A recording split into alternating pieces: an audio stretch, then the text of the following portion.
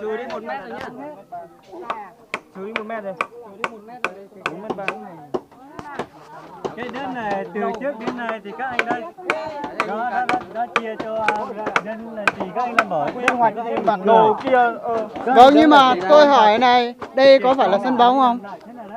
Tôi hỏi anh này, đây có phải sân bóng nhỉ? 3m1. 3m1. 31 à? Vâng. Rồi Lào ơi.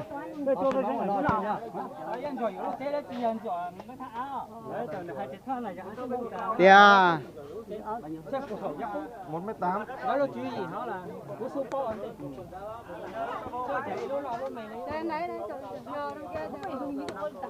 Chỉ sợ.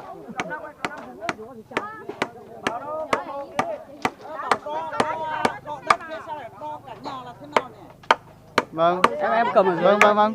Cho tôi hỏi, Lùi ra để anh làm. đây có phải là khu sân bóng không? Em trọng ơi. Em cầm. Bỏ ra đi. Đây.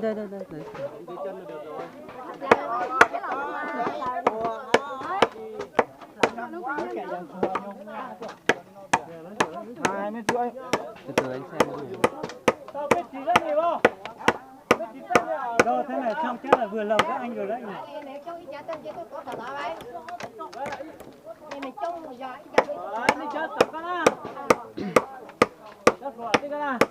Chỉ lông 167. Cái mà thay vô. Thay với của chính đạo. Thay rất là thay chứ. Thôi chạy ra xuống rồi. Nên có từ rồi. Lọc đi rồi.